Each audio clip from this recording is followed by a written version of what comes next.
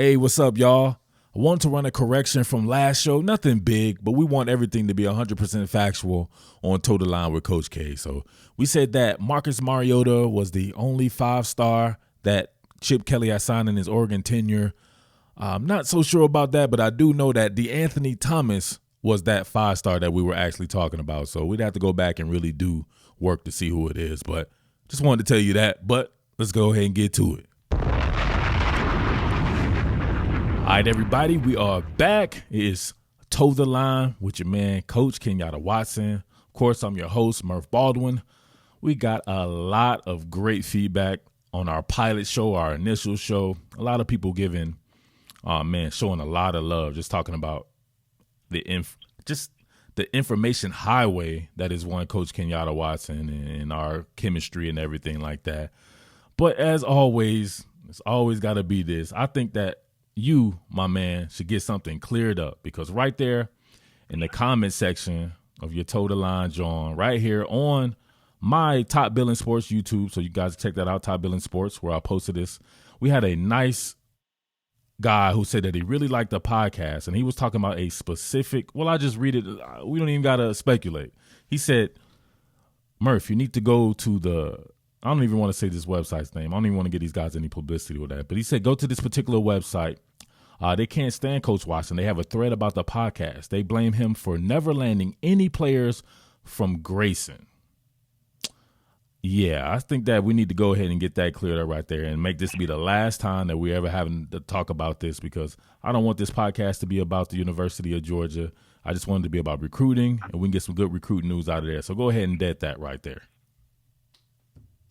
Yeah, so again, to address this rumor about me and the University of Georgia and having any kind of ill will or pushing kids away, first of all, that's 1,000% false.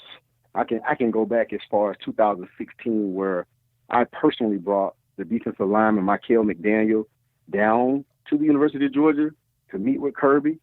2016, 2017, one of those years, to meet with Kirby, sat in his office, sat with academic people to look at his transcript and try to see if he could potentially be signed as a late signee. So that's number one. Then again, in 2016, I brought the top 50 kids from the state of Georgia as freshmen down to the University of Georgia. And then 2017, the True 19 game brought Texas and Georgia kids to the University of Georgia. But to address the whole piece about the Grayson thing, so here's just for people who don't know what happened. One talented defensive end by the name of Kevin Harris, who ended up signing with the University of Alabama, we were given a green light that he could commit to the University of Georgia. A commitment video was completed. Everything was all set, ready, set, go. The morning of the potential commitment, our head coach gets a phone call. Myself is sitting in his office. Kevin is sitting in his office. We get a phone call, and it says, "Well, Coach, we're not going to allow Kevin Harris to commit." And that was it. No, that was the only explanation that we got. And so at that point, no one saw the absolute hurt or this kid cry or have to console him or deal with the kid at all. Okay. And it was crazy because, man, I had never seen anything like this. This was really my first experience dealing with the business aspect of recruiting. So, here I am sitting with this kid. All his boys are there. Everybody's there sitting like, well, what's going on? But, he's upset the fact that they, basically pulled his commitment from him. Those kids got together, man. That's their brother. And they were like, you know what? At the end of the day, we're good. That was a decision made by them. Fast forward to signing May 1st, the commitment date. Okay, I'm going to read a text message from a high-ranking Georgia official after Owen Pappo announced that he was committing to Auburn University. And it goes, hate we lost out on Owen. We fought long and hard. If you got any advice moving forward for us, I'm all ears. But we're going to fight to the end, believe that. My response was, the Kevin Harris situation really upset Owen because they are such good friends. I told him to talk to y'all about it. Not sure if he ever did. I honestly have been focused on getting my son ready and haven't really talked much to these kids about their recruiting. Excuse me, that message happened on April 30th at 5:12 p.m. And then the individual said, thanks, let me know if I can help on anything, but we will keep fighting, okay? So hopefully this kind of deads the whole, me pushing kids away from Georgia or whatever, because at the end of the day, I just had a conversation with Kirby not even 2 weeks ago about something, about working on something. And then, I'm the person that reached out to Dale McGee and sent him Phil Moffa's film and actually got Phil on campus on May 30th for a workout. Like, so if I was trying to push Grayson kids away, why would I be sending film about Grayson kids to Georgia coaches? The two defensive ends, the 2021 defensive ends, Victorian Brown and Noah Collins. I sent Trey Scott, who is a really good friend of mine, both of their films, had them set up the workout for them to go down and actually work out at Georgia.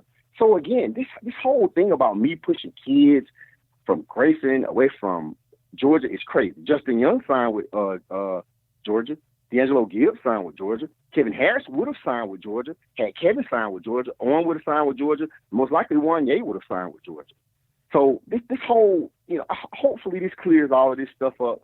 Again, man, I have no reason to push a kid from anywhere. What people fail to understand, these young men have families. They have moms and they have dads. So guess what? Although I've been around them since they were 8, 9 years old coaching them, I can't make a family make a decision, a business decision for them. I have no ill will. Like I said, again, I just had a conversation with Kirby. I talked to Dale McGee multiple times, talked to Trey Scott almost every week. So I'm not understanding where this whole, I'm pushing kids away. Kids did not want to go to Georgia, and that's fine. That is absolutely fine. Georgia's not hurting because of it. They signed a phenomenal class. Since Kirby's been there, they have recruited their tails off at a historic rate. So guess what? Kids from Grayson not going to Georgia is not hurting Georgia one bit, nor is it hurting the kids. But at the end of the day, man, I'm so tired of the whole, the conversation and the mention. I mean, that's the dumbest thing ever. Okay. Like I said, again, at the end of the day, Phil Moffa, I can read another conversation I had with him. Hey man, if you're crazy to not want to go to Georgia, the way they're recruiting on the offensive line, it's a running back's dream. So, I'm literally. Wait, hold on. That's what you told Phil Moffa? Correct. Like, dude, read that again. You'd be nuts. I told Phil Moffa, I said, you would be nuts not to think about seriously considering going to Georgia because of the way that they're recruiting on the offensive line. It's a running back's dream. And he said, oh, okay. This was as I was explaining to him about, getting down to the workout on May 30th with Dale. So this stuff is nuts, man. Like these people who are saying this stuff, man, they have no clue. First of all, about me, about how I handle, my business with them. I don't care where these kids go to school, as long as they ain't got to pay for it. I don't care where they go. You understand what I'm saying? So at the end of the day, it's not my problem. But guess what? Georgia recruiting Grayson. There are other schools. Kids from Buford aren't going to Georgia. Why nobody said that the people over there are pushing them away from going to Georgia? Like, it's crazy. Like, Buford has had, over the last 4 years, we've probably signed about over 100 kids at Grayson. Buford's very close. But their kids aren't going to Georgia. They just signed a big class, this 2019 class, Harry Miller. They had 2 go to Ole Miss. Harry Miller went to Ohio State. Running back go to Texas.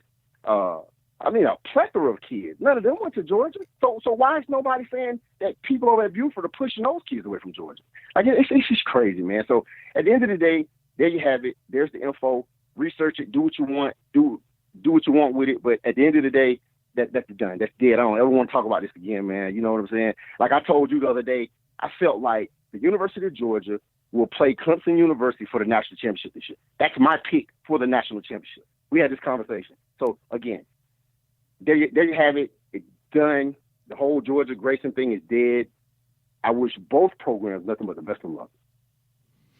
All right. So I would say the reason why this continues to be an issue is because I believe these websites perpetuate this narrative and allow it to be perpetuated on their website when there should be certain standards set. Now, me being in the business, And I don't allow people to talk about these guys, whether it be positive or negative. Now, if I mention it, it's because it's personal, something personal between me and those guys. But I don't allow people to come on there and perpetuate narratives. Like, people come in here and say crazy stuff all the time about some of these guys at these websites.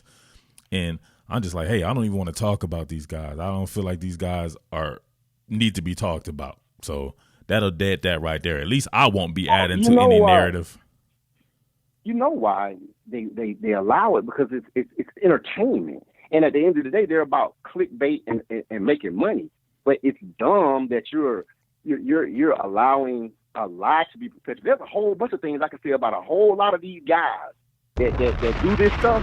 I could spit nasty rumors out too, just to get podcast listens. For what though? That ain't how I gotta go about building a brand or doing things, man. So at the end of the day, let them do what they want, man. It is what it is. We're here to school people on the whole big time recruiting process, man. At the end of the day, whatever.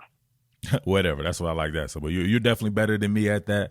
I don't like it. I would like for them to definitely leave my name off of their website. I don't need the promotion. I'm doing quite fine myself. So, and I would think that, hey, man, we have to share and occupy the same space. Like, you got to be careful with something like that. But we'll move on past that, Coach. This is what I wanted to talk about. We talked about this, and this is something that you schooled me to a long time ago. And I think a lot of people out there just do not understand that. And that is the August 1st doomsday. Can you talk about that? August 1st. August 1st is the proverbial doomsday when it comes to recruiting. And here's why. So you have kids out here posting, blessed to receive my 387th offer. Okay. It's funny every time I see it, it's hilarious. Blessed to receive, my, whatever. So that's great. Fun. It gets you likes, it gets you retweets, it gets you a lot of follows from different fan sites and all of that stuff. Great. But when August 1st comes, and that's the date that those official offer letters are placed in the mail and sent to you, you never see kids now posting, blessed to receive my only official offer letter from X school. Because it happens. You see these kids, man, they post this stuff about having 50 offers and only end up getting 3 official offer letters. So that only means you have 3 official offers. And so what happens is, if you're not this high-level 4-star, 5-star kid when it comes to this recruiting stuff, you cannot afford to sit around and wait. Because how colleges recruit, they're a year ahead. So when they were here this spring, they weren't looking at 2020 kids. Their 2020 board was already built. They're now looking at 2021, 2022, and so on. So, again, when August 1st comes and those official offer letters come out, some kids, I had a kid at Grayson 2 years ago, had about 24 offers, okay? Hey, man, you need to find a school, you need to go visit, you need to take it serious. Coach, I'm going to wait. I'm going to wait. Okay, August 1st comes, 0 official offer letters. Because what colleges do is this. Okay, a lot of times they'll offer a kid in January, kids offer. You have to. It's a relationship that's trying to be built at this point. Okay, they have junior days for a reason. You better get your butt there. Okay, some kids' offers are based on you coming to camp. You can post it if you want to. You can do whatever you want. Better come to camp. Camp season starts May 25th-ish through the end of June. Kids don't go. Guess what? Did you expect from August 1st when the official offer letters come out that you get an official offer letter? Absolutely not. You haven't done anything to build that relationship, to cultivate the relationship. You've done none of that. So now, when that date comes, when that August 1st date comes, and you have 0 official offer letters, now you're in trouble. Okay? Now it's, those schools that you shunned, the FCS programs, the D2 programs, D3 programs that you shunned, now it's like you're turning around now. Well, Coach, I just want to play college football. And now you make it hard. So that's why all the kids that I work with, man, I say, listen, I don't care what level the school is on.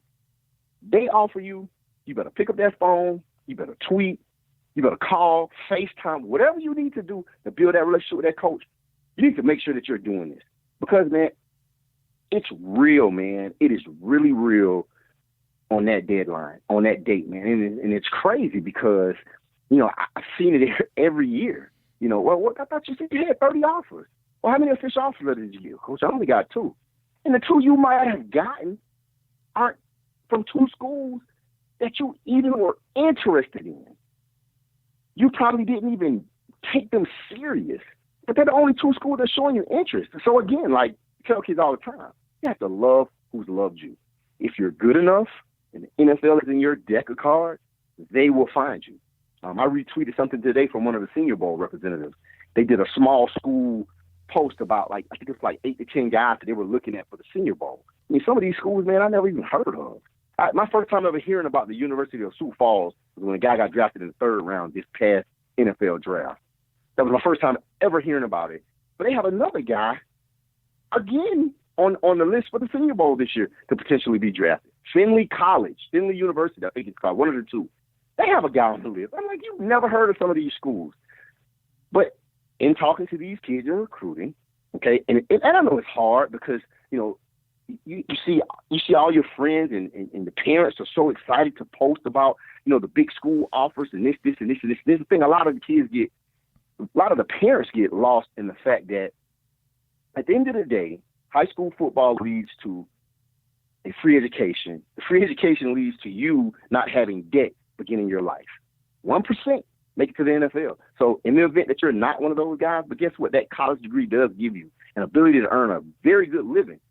And if you network and use your 4 to 5 years wisely, a really good job should come out of that because you worked an internship, because you shake some hands, because you were part of this football fraternity. It has led to you getting an opportunity to open some other doors for you. But you will be shocked at how many kids do not take advantage of these opportunities. What are some of the warning signs that a kid or a family can really look for to know that a school is actually interested in them? Is there something they can do? What can they do to really find out so they can probably move on about their business? Now, this is something that, of course, we both have experience in and helping kids with their college endeavors. And some of these parents, just like you say, some of these parents are so gung-ho about their kid going to a certain school to where I feel as though they almost really impact the recruitment in a negative space by just being so gung-ho about being on a certain school when a lot of different schools can offer you the same type of opportunity. And there are over 700 schools that play college football that can give you some type of money to get an education, packaged the right way. If you handled your business in the classroom and athletically, you could probably go for free once it's, the different, things that you can receive from these schools. But you're absolutely 1,000% correct. But some of the warning signs are this. Let's say Virginia Tech offers a kid November. Okay, coach reaches out. You're slacking with responding back to the kid to the school, and you guys are just, you're feeling good about yourself because you've gotten 10 offers, 10 different schools are recruiting you. Man, I'll get back to them whenever. Okay, but then none of those other schools are responding back to you. You always try to go back to who liked you first, and now they're not responding. So it's definitely, to me, parents should be more concerned about, hey, did you call that coach? Put a reminder in your phone. Hey, every week that you're allowed to text a coach during the open period or whatever period it is, and just send a coach a text or a DM or something just to keep that fire lit, to let them know, hey, man, you never wanted to be with coach. We could not get in touch with this kid, so we're moving on. You'll be amazed at how many times I hear this. Well, I thought, coach, they offered me. Yeah, they offered you in November. Dude, it's May. They were trying to reach you. They hadn't gotten in touch with you. And now you have nothing else. So you're asking about them. They've moved on.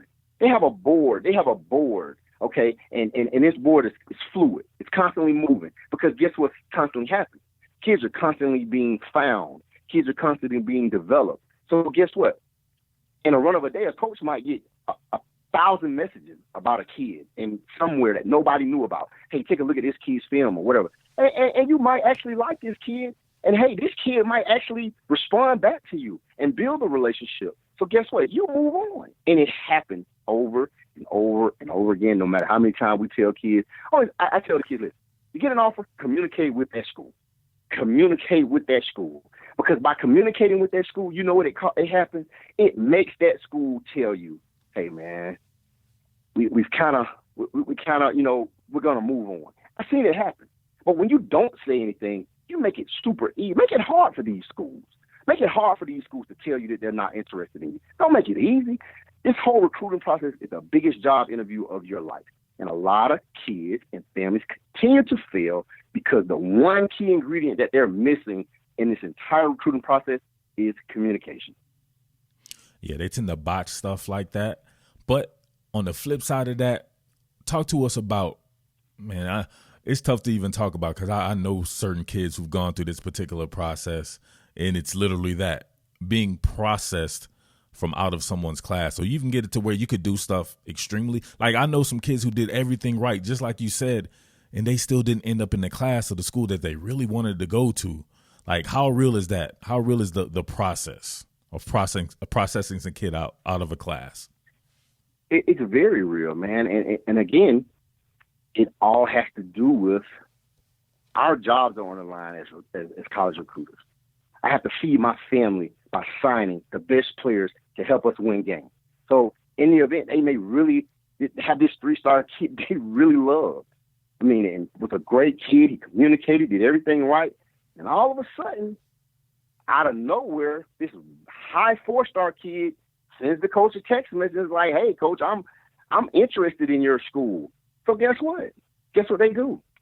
You know, the high 4-star kid, you know, that becomes priority. They becomes the priority. And so just like we talked about on the last podcast about this whole, that's why I hate this whole star rating thing, because it causes this to happen.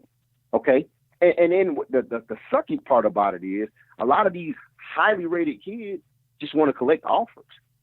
Okay. Mm-hmm. And a kid who was really interested really would have considered going to your school.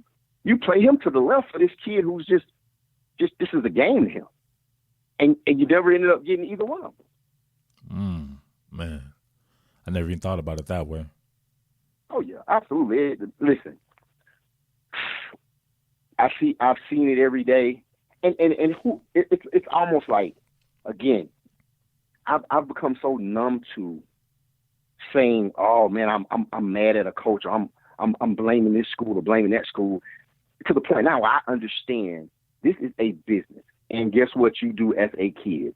You have to look in the mirror and be as honest with yourself as possible. If there's any slight reason that you might not be a fit for that school, move on, because it's going to happen. I'm telling you, it's going to happen. A lot of these kids, man, everybody wants to go. Everybody shoots for the stars. Nothing wrong with that. There's nothing wrong with that. But there are other schools that are really good fits for a lot of these kids.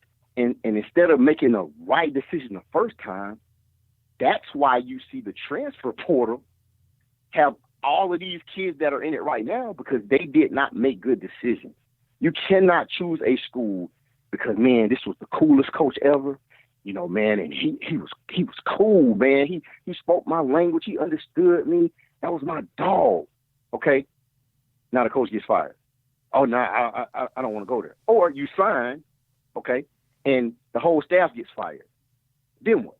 Oh, man, I don't want to be here now. So no, you have to make a decision on what college you choose in the event that something happens to these guys, because they're human. They make mistakes as well. But you choosing a school that if you got injured and could never play football again, you will still want to be there and continue your education, period, point blank. How do you, as an advisor, tell kids and parents how to balance that? Like a lot of people say, oh, yeah, you don't go to school for the coach. But I don't see too many people where a professor or somebody like that is recruiting a kid. You're being recruited by these coaches and you're developing relationship with these coaches. How do you balance that? Because a lot of these schools have great weight rooms. A lot of these schools have big fan bases. A lot of these schools can offer you a chance to get to the next level. What separates a school from another school? I want to hope that, again, and I know this is going to sound so cliche-ish, But I want to hope that you're choosing a school for their academic prowess and what they can offer you from a standpoint of getting a degree. I know, like I said, again, I know it sounds like a cliche. I don't know about all that, man, homie.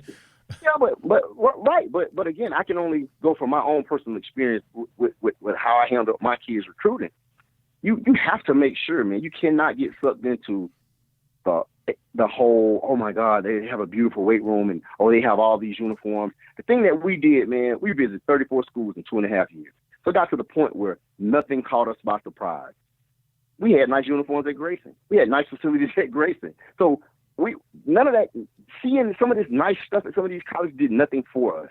Okay, there were specific things that we were looking for, you know, and with each and one of my kids, there were specific things that we were looking for in choosing the college. So I tell every parent, hey, get you a map, put it on your wall, draw a big circle.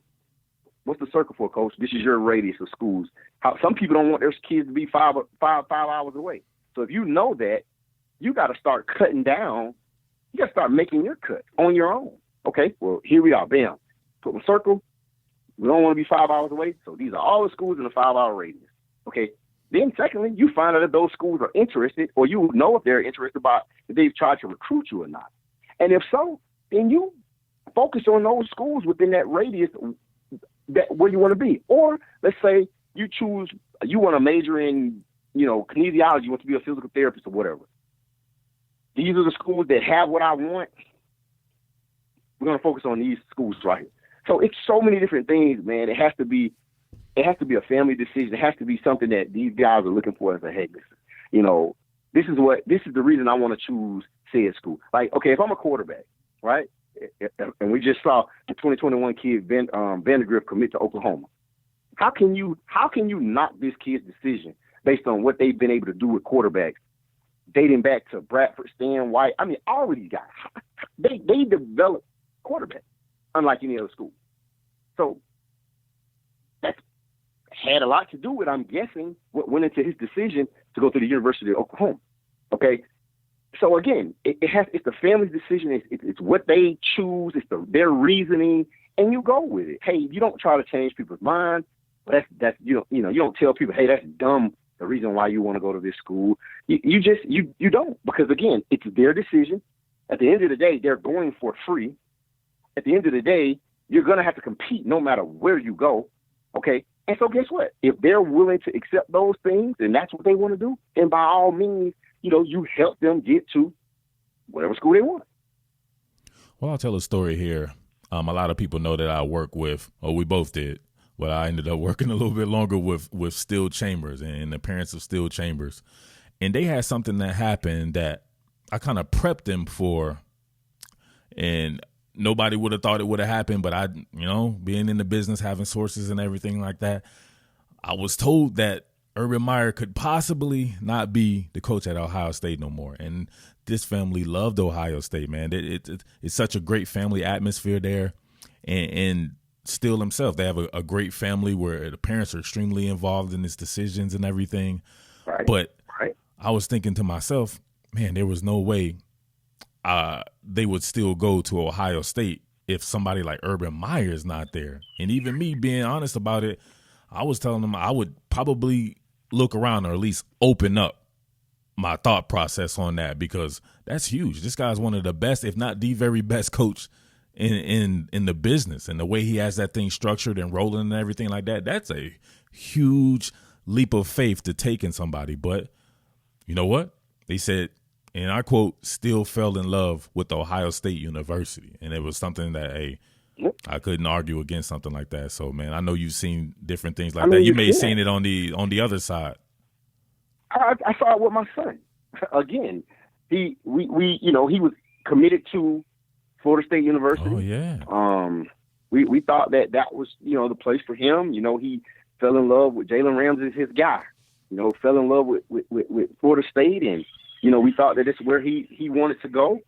Then you had a situation where, there was a coaching change, and we just stopped hearing anything from Florida State. So this is what led me to the whole thing, really with my kid. Hey, you better pick a damn school that's best for you, never mind a coach. So everything happened for a reason. This is, I mean, it was like perfect timing because prior to this happening, man, I'm like, you build a relationship with the coach. Like you said, no professors come to sit in your living room or talk to you on the phone or text, whatever. You build a relationship with the coach. So fast forward, that the whole thing happened with Florida State. From like November to like January, we didn't hear a thing from Florida State. Nothing. And not just him, a lot of, a bunch of kids that were committed there didn't hear a thing. So guess what? At that point, say, hey, listen, we're now going to take a step back and we're going to reevaluate this entire recruiting process and a different way that we go about it. Okay. But the funny part was throughout this entire recruitment, there was one school he continued to ask, Dad, can we go visit the University of Texas? And I'm just blowing him off left and right. Like, dude, what is with you in this school? And then he starts rambling off, well, this is what I want to major in. They're one of the top schools for this. I just want to see it, Dad. I just want to go. I want to see it. I just want to see if I like it, and I just want to get out of the system. When we stepped foot on campus, man, the look in his eyes, he was comfortable, the feel, the coaches. I mean, everything was just perfect for him. But most importantly, the city of Austin itself, just the environment, everything worked for him. So that worked for him. So it worked for him.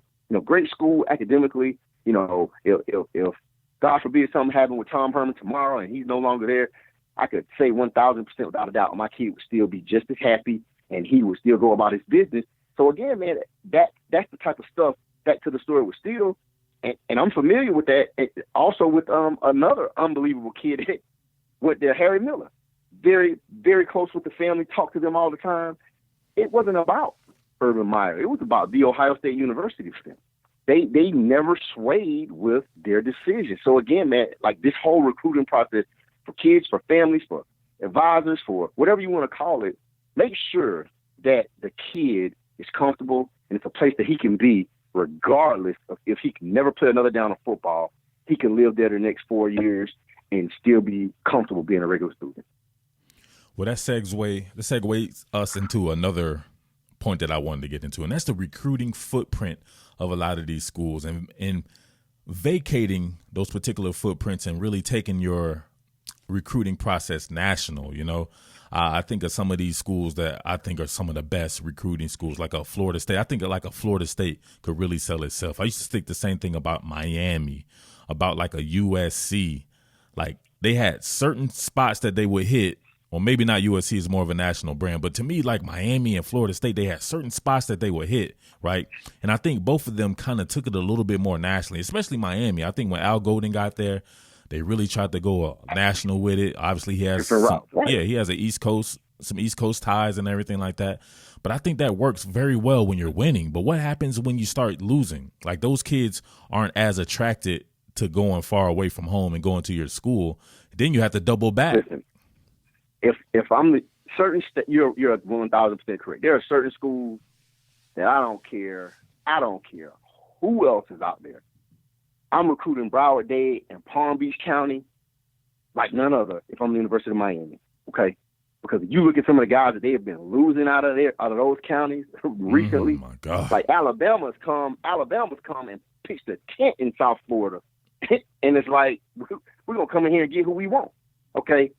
And, again, Florida State. When Florida State was Florida State, they recruited Georgia like none other. They were here in the state of Georgia getting guys to play. Tallahassee's really nothing but South Georgia to me.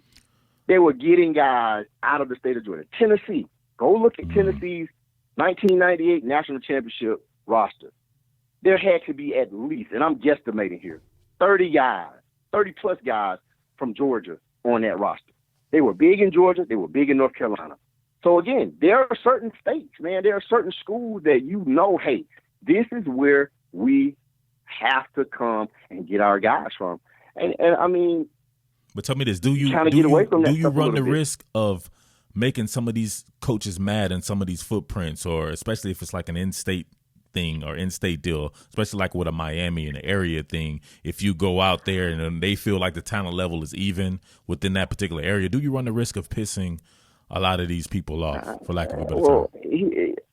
You absolutely do. I mean, we'll look at Charlie Strong when he was at the University of Texas. Okay, he kind of had a different way of wanting to recruit. Well, South Florida, South Carolina, yeah. those different places, right? Because he's from what he's familiar with. And you can't do that. But again, you look at Texas's 2019 class. I think they signed 25 kids. 12 of the 25 were from out of state, 2 from Georgia. They had kids from Arizona, kids from California. So, sometimes. But listen, so Texas is hot, right? Texas is hot. So now we expect Texas to win a lot of games, right? We expect Texas to be in the thick of things real quick. But what happens if now you go 7-6? You're not attracting those out-of-state kids. It is what it is. But then can you double You're back? Are you able to double back then? Like, how hard is it to double back? That's the risk that you run in recruiting. That's why you got to make sure that you have a definitive plan as to how you handle it. And guess what? How you handle it, you recruit your state. You recruit your state as hard as you can, and then you recruit nationally you go nationally and pick guys. Like they came to Georgia to get a 6'2" cornerback. They went to Arizona to get the Gatorade National Player of the Year. They went to California to get a dog linebacker. Maybe in your state, you just didn't have, those. You felt like out of state there was just a guy at a position that was just better. Okay, that's fine. We'll use the University of Georgia for example. Okay, over the last 3 years, Kirby Smart, hands down, in my opinion, the University of Georgia has out-recruited every school in the country. It is what it is. They've signed more 5-star. You get what I'm saying? They've out-recruited everybody. This should be honest. Okay? I said it before. I think University of Georgia is the class of the class with recruiting right now. Right. Absolutely. Right now, absolutely. The class of 2019, I think they signed maybe 5 or 6 kids out of the state of Georgia. Okay, that's because, again, that 2019 class in the state of Georgia, you had everything you wanted right here. But again, maybe they felt that, or they had kids rated higher from out of state. Does it mean anything? No, because guess what? They turn around this year in the 2020 class, they have more kids committed in state than they had signed for in state for the 2019 class. So guess what? Maybe their board varies. It does not mean they can do that because, hey, they just played in the national championship 2 years ago. Okay, they've won SEC championship. And then, they probably gonna win the national championship this year. But guess what? What happens? But what happens? You hit a lull. Maybe Jake Fromm. Maybe your next quarterback is not that, or just like with Charlie Strong and that, it didn't really work out the way they thought. Then what happens? Like you hear stuff within state. Where some of these people are like, you know what? I don't know if I really want to do that, because you get a lot of these coaches and stuff like that really are fans of like University of Georgia and University of Texas, and they'll really push their kids there. They'll take the kids there and all this and that. But what happens when you lose that type of love? That's real. That's real to me. I think that though, in big in-state schools, man, I don't care what happens. All is always forgiven. It's never help. It's never personal. Because again, you have to understand, like right now, again, like we talked about, the University of Georgia is so close. They're so close to winning it. They've taken Alabama. Alabama had to bring in a switch hitter in both of those games to beat Georgia. What are you going to do now? They don't have that switch hitter. They don't have that change-up pitcher now. So they got to go. You understand what I'm saying? Oh, yeah. They kind of set the blueprint for Clemson and kind of showed them, hey, this is what you do to Tua, to kind of confuse and you get what I'm saying? So now, but you don't have that change of pace guy now. So now what happens? I really think the third time is going to be a charm for them, because I really think that both of them are going to be in the SEC championship game again. And I just think that this is going to be Georgia's year. Perhaps. I would say look out for LSU, but LSU is one of those teams as well. So LSU is a team that really sticks in state, right?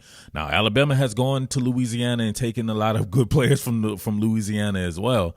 But suppose LSU... Alabama has to. Yeah, Alabama has to. But suppose Louisiana, though, suppose Coach O, which would never happen with Coach O, but suppose that maybe the next person beyond Coach O, hopefully Coach O is there for a long time, but if someone else came in and they were like, you know what, we want to recruit California, we want to recruit Michigan, we want to recruit Ohio, and we want to...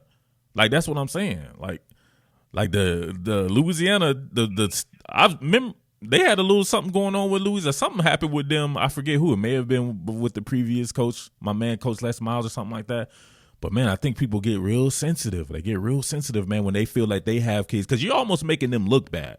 Like, we have kids that we've groomed up, and these kids I feel are just as good as these kids that you're going to get from Seattle, Washington, or Arizona, like you said. Here's how you handle that as a coach.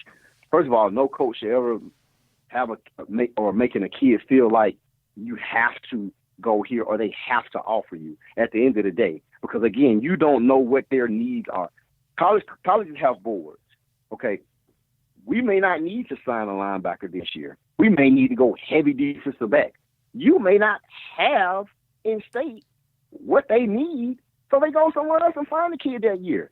And it should never be taken personal. That's my biggest thing. It should never be taken personal if an in-state school chooses to go out of state to sign some guys, because the pendulum always swings back.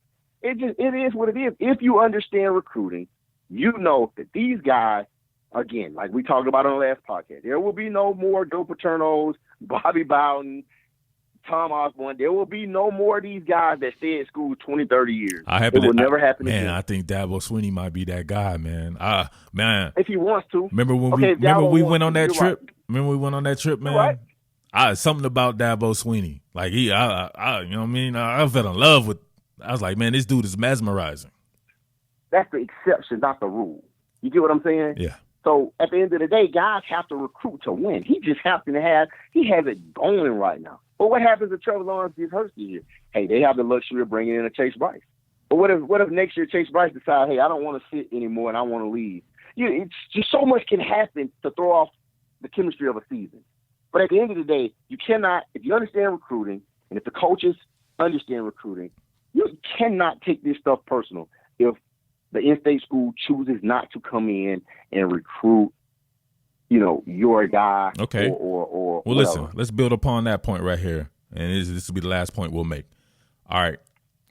You say they can't take that personal, but yet they do run the risk that if you do have a very fertile recruiting ground to where other schools can come in and make headway in there. So I think about a school like Georgia Tech. Now, you just said that the University of Georgia signed a certain amount of kids, and obviously UGA is beginning to be a national brand. No doubt about that. They have it rolling, no doubt. But, man, Georgia Tech, I would look at a team like Georgia Tech and be like, man, they're in a perfect spot. Like, think about the 2020 class or the guys that are not going to the University of Georgia that Georgia Tech could get. Suppose Georgia Tech went and got a Harrison Bailey or a Eric Gilbert or, you know what I mean, or Javon Baker was in their class or you know what I mean, or Miles Murphy went there. Here's the thing. Okay, but they gotta win. They gotta prove. That's true. They gotta prove that they can win before you're gonna start attracting these type of kids. You understand what I'm saying? Not only that, Georgia Tech has a little different academic scale to get kids in and out of. But man, there's such but right here in this particular state right here, there are so many kids, like you mentioned, Harry Miller and Still Chambers and Kyle Hamilton, Kenyatta Watson, you know what I mean? A lot of these kids that do fit that particular bill that are right here. It was like with the 19 class, it was too late. Jeff Collins, when he got the job at Georgia Tech, who was the first kid that he offered? He offered your kid. The very first kid he offered, I remember that, was your kid. The first kid he offered was Kenyatta. Right. He came by the school, sat down. It was too late. Okay. So with that being said, it was too late for the 19 class. Okay. Fast forward to 2020 class. They've done an amazing job of marketing the Georgia Tech brand. They've done an amazing job. Kudos to them. I mean, I think what they've done has been amazing. Okay. But now let's go back and look. Is it paying off on the recruiting trail? Someone say yes. They got number 12 and number 13 class in the country. But what happened this season? What happened? I'm just being honest. What happened if this season they go out, first game of the season versus Clemson, national championship banner being put up around the Raptors, blah, blah, blah, and get just ran out of the building? What happens if they finish below expectations this year? What happens? What happens? Can you now go to the 2021 class and, hey, Kamar Wilcoxon, Brock Van, Vanderbilt. But man, listen, I tell you, I think that's where the leap of faith comes at. When you have people, if he's pounding the pavement like he is, and he's selling this Atlanta brand, and currently they have the 21st ranked class in the composite. Okay. Yeah, so okay. But man, all it takes is for someone to believe in you, and these people start believing you in the state, and you start believing in the state. And they're like, hey, these people are really loving, and we can still see our kid. Our kid will be right down the street. A lot of people live or in and around the city of Atlanta. Like, and a lot of people. Sounds good. But guess what? Kids care about what? Uniforms. Gotta win games. Right? Uniforms. Gotta win. No, you gotta win games. Gotta win games. You sure? Gotta win. A lot of kids talk about uniforms, man. They talk about the Twitter. They talk about how beneficial is that?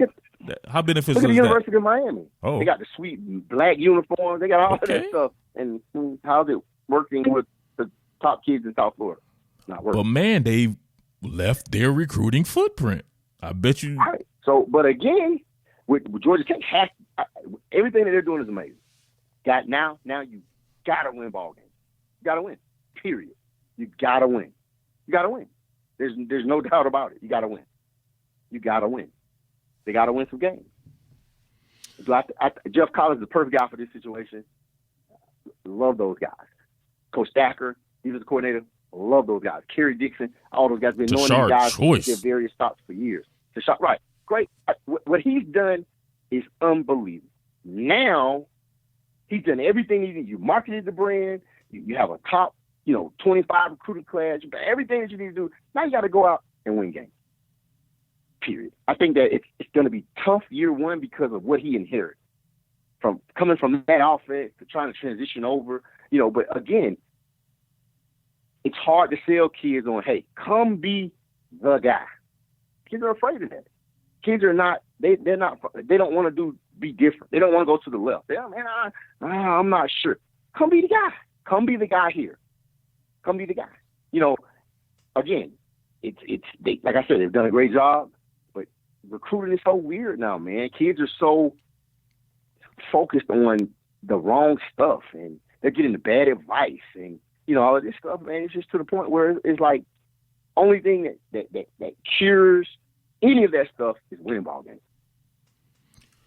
All right, there you have it. You got to win. So hopefully that happens, man. I'd love to see some of these kids stay right home in this particular state and go to Georgia Tech, man. Harrison Bailey at Georgia. You know what? That would be a game changer. That would be a game changer. That ain't happening. that ain't happening.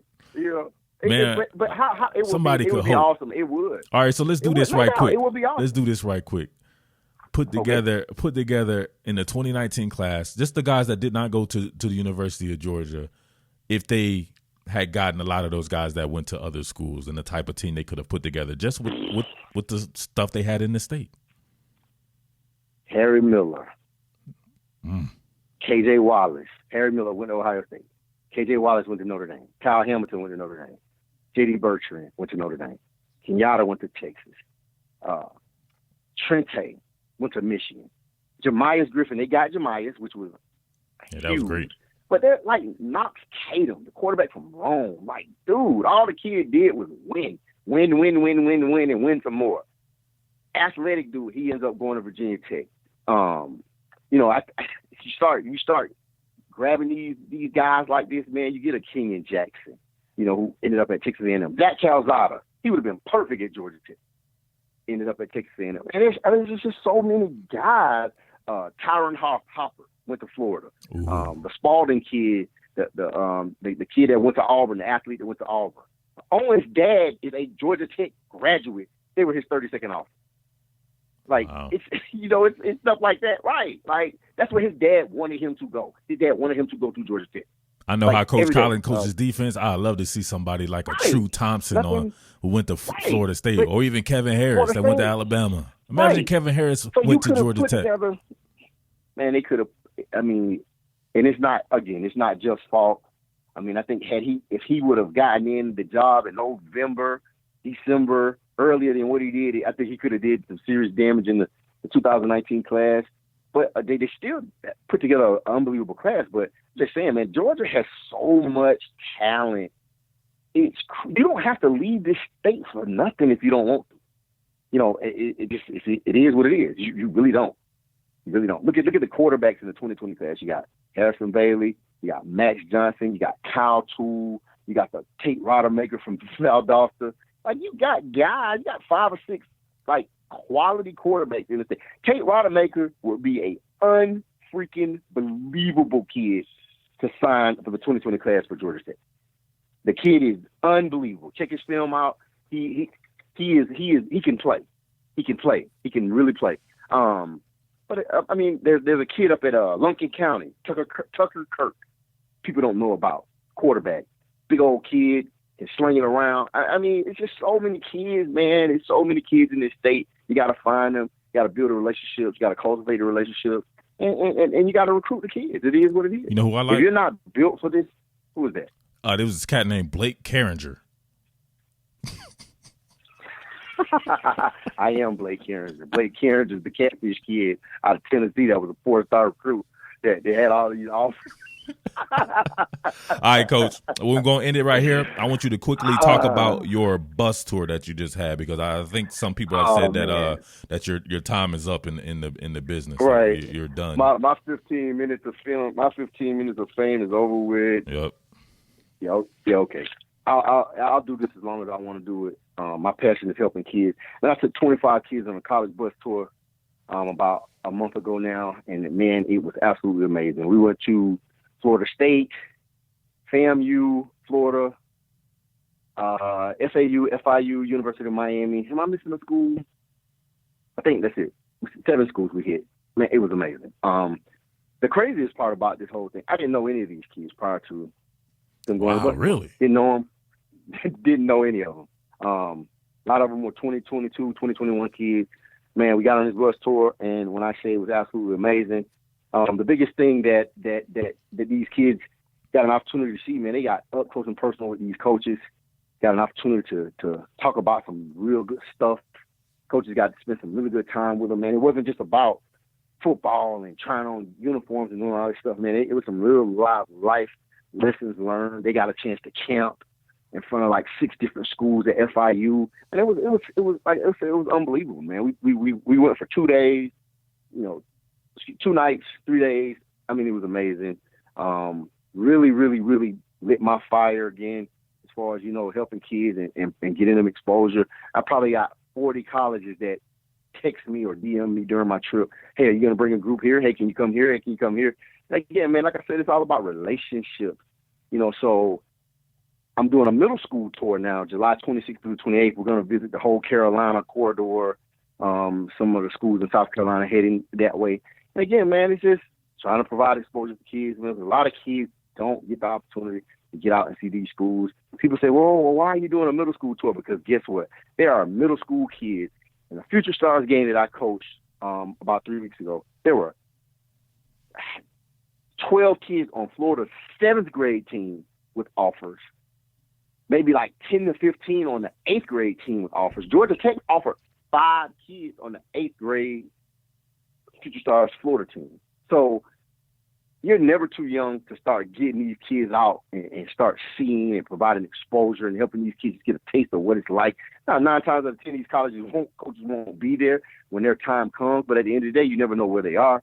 The more you see, the more relationships you build, the better chance you help kids when making decisions.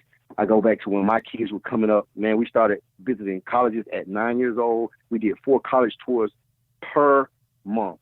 And we did that from 9 all the way up until rising senior year. We hit so many different schools. It was amazing. But it made it easier for our kids to make these decisions because they had already known, hey, I don't want to be that far, or hey, I just didn't like that vibe. Hey, I didn't like this city. So it kind of, when it was time to make a decision, it wasn't a whole bunch of back and forth with a bunch of schools and everything like that. All my boys were committed by May 1st, except for I think 2 or 3. And they didn't change where they wanted to go to school. It was it. That was done. Owen committed to Auburn. Kenyatta committed to Texas. Kevin committed to Alabama. Wanye committed to Tennessee. None of those kids switched. True was committed to Florida State. Jeremiah Smith was committed to Georgia Tech. I mean, and the list goes on. None of those kids. Jalen Alexander was committed to Duke. Trente was committed to Michigan. nobody wavered because we did our due diligence as far as them visiting schools and getting an opportunity to see where they wanted to go. They didn't even take a bunch of official visits. Kenyatta took one official visit to Texas. Owen went to, I think, 2 or 3. Wanye went to 2 or 3. Like, nobody took the whole 5. Trente visited Michigan. It was the only school he went to. Ronald's official visit was Nebraska. Only school he went to. I mean, Georgia Tech was Jeremiah. So they knew. They had an idea. They were like, Coach, it was so easy for us to make this decision. It was crazy.